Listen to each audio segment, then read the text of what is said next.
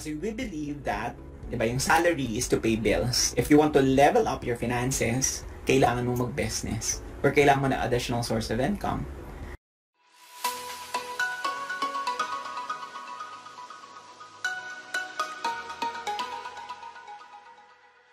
Hello everyone! I'm Roan Celis Capistrano of 1 Million Club. Kung bago ka pa lang sa channel ko, make sure to subscribe and hit the notification bell para lagi kang updated. So, awareness, desire, knowledge. Okay, ano yung letter A? So, with all the knowledge, with all the information, with the supportive environment that we have here in IMG, then likely, we would develop yung ability to change. Ability to transition from being a spender to becoming a saver, investor, then entrepreneur. Okay, just to tell you a story, just to share a story. When I was in college, parang I never imagined myself to become an entrepreneur. What I imagined at the time was to pursue agad-agad. Right after my bachelor's, gusto ko mag-master's, then PhD, then whatever graduate studies. Kasi I was exposed in an environment of professors. I have professors na nag-aral sa Russia, nag-aral sa France, na tipong very fluent sa French. And diba, napaka-social pakinggan ng French. Like, being a geologist, parang I was really amazed na every term sa English, may equivalent sila na term. Kahit yung super technical, may equivalent term, may foreign term sila for that. Tapos, like every month or every quarter, nagta-travel sila to attend conventions. So sabi ko, sige, right after my bachelor's, I would pursue master's, then I would pursue PhD, then another PhD, etc., etc. So I cannot imagine myself out of academe or even out of employment. Kasi for me, my thinking was, napaka-risky ng business.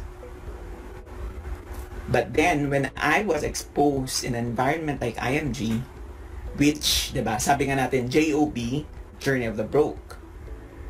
Kasi we believe that, diba, yung salary is to pay bills. If you want to level up your finances, kailangan mo mag-business or kailangan mo na additional source of income.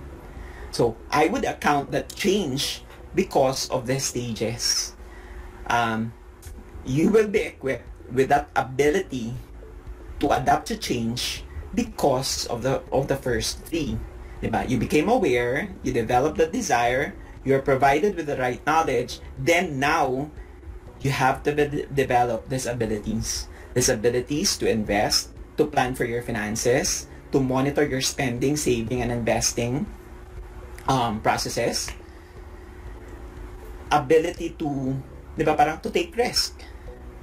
Kasi for us, like, job means security. And actually, it's not in the long term. Diba? Even people who works for the government na, quote-unquote, may security of tenure, pwede rin, diba, ma-dissolve yung department or ma-dissolve yung kung anong section ka nagtatrabaho. So, I have nothing against employment kasi dun din naman ako nanggaling. But, believe this, salary, fixed salaries to pay for the bills. If you want to invest, if you want to level up your finances, we have to involve ourselves to some sort of a business like IMG, which gives us, diba, walang ceiling yung income potential natin. The more effort, the more time that you dedicate to IMG business, likely directly proportional yan. Yung income mo, the team that you'll have, and so on. And long term. Kasi alam mo, yung ba sa salary, parang every 15th and 30th, alam mo na. So, dito sa IMG, may excite ka, ay, magkano kaya ma-receive ko tomorrow or tonight? Diba? Neuracash day ka ngayon, diba? So, may excite ka, diba? Kasi hindi fixed. O kung medyo dissatisfied ka sa natanggap mo, di i-level up mo. Diba? Kahit marketing director ka pa lang, kung mas masipag ka, pwede mong mas mataasan yung income nung nasa taas na position. So, through time, with our training being provided to us by IMG, unknowingly, madidevelop yung abilities na yon. As long as, diba, you practice what is right. Maliit man yung pag-iipon ng sabihin natin 5,000 a month, pero kung ginagawa mo na yun for 5 years, kung mag-double ang income mo, it will be easier for you to make that 20,000, to make that 30,000 a month. Because you already developed that system. Kaya hindi ako naniwala sa, sige kung mas mataas ang sweldo ko, saka ako mag-iipon. Narinig niyo na ba yun? Sige Marvin, balikan mo kung enough na yung sweldo ko. After all, wala naman pong nagsasabi na sobra-sobrang sweldo. Right? May nagsabi na ba sa inyo, uy Roan, mag-a-30 na naman, yung A15 ko hindi ko pa nagalaw. Parang namumroblema ako kung paano siya ubusin. Saan ko siya ilalagay? Wala, diba? Parang, nung empleyado siguro tayo, diba? A15 pa lang sasabihin ako, kailan kayo A30. So that means, ubus na. On the 16th, ubus na kaagad yung kinita for the first 2 weeks. So, ang pag-ipon, again, becoming financial independent is not actually acquiring money, acquiring wealth. More to that is the discipline that you instill in yourself to become wealthy. Kasi mahirap po ang maging mayaman. Mahirap mag-budget, mahirap disiplinahin sa sarili na from being a spender, mag-iipon ka. Okay? Kasi ang pinakakalaban natin to develop these abilities is discipline. For the last 12 months, you were able to save consistently every month. Tapos sabihin mo, sige, January, hindi mo na ako mag-iipon, babawiin ko na lang sa Feb. Tapos pagdating ng Feb, sasabihin, sige, sa March, titriplehin ko na talaga. Right? Pagdating ng April, anong sasabihin mo sa sarili mo? Sige, quadruple ko na lang. Hanggang sa December, sasabihin, sige, 12 months ko na yan. Diba? Yung 1 month nga na nahihirapan ka na, how much more pa yung 12 months na equivalent? So, this is a rule.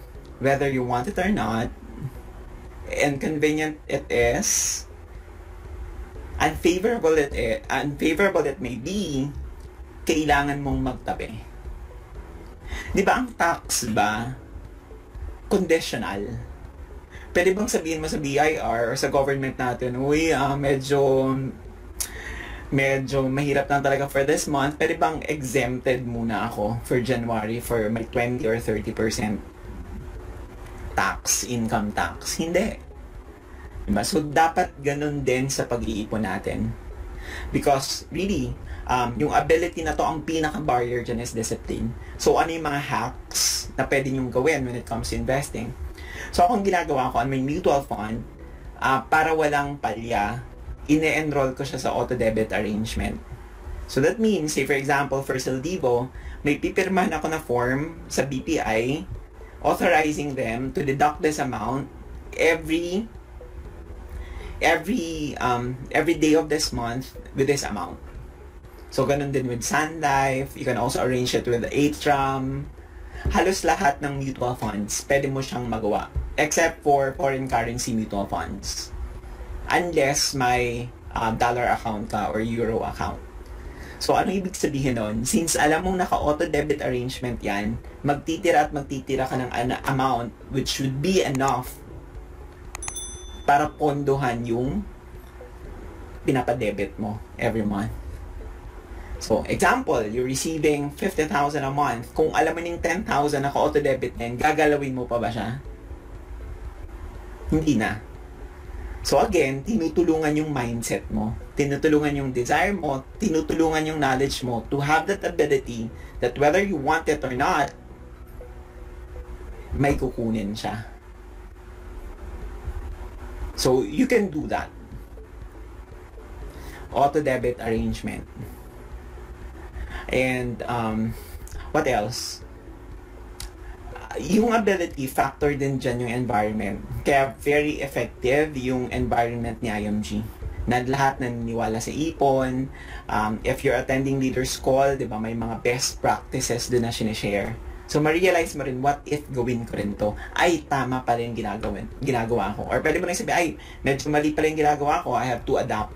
or I have to mimic or follow kung anong shinare nung isang member. So, ganun mag-develop ng ability na it will come to a point na natural na siya sa'yo. Kumbaga, sistema mo na. Naniwala ba kayo na sistema na natin maligo araw-araw? Na you cannot report to the office or you cannot go out sa house na hindi ka naliligo or nagtutoothbrush. Kahit late ka na, gagawin mo pa rin yan. Tama po ba? Yes or no? Pa-chat.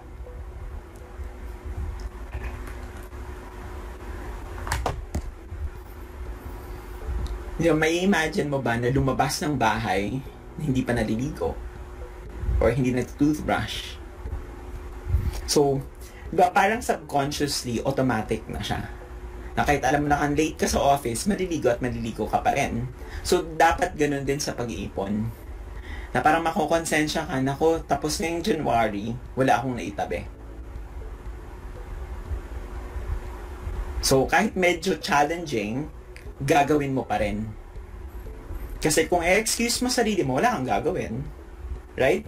Whereas, na kahit medyo tight, pinilit mo pa rin the following month, it will trigger you to do something different. Ay, baka nagkulang ako sa prospecting, or baka nagkulang ako sa follow-up, or baka nag-overspend ako sa ganitong expenses.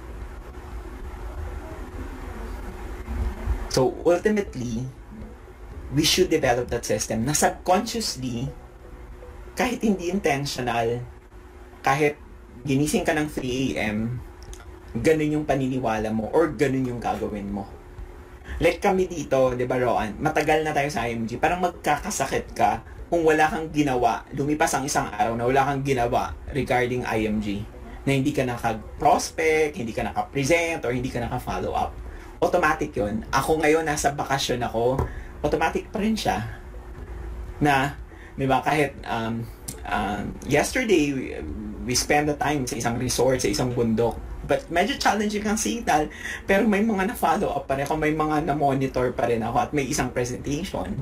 So, automatic, di ba?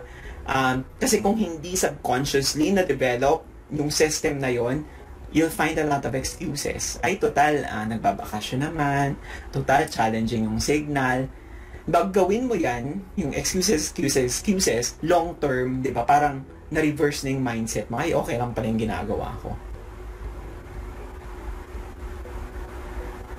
System is more important. Motivation is important.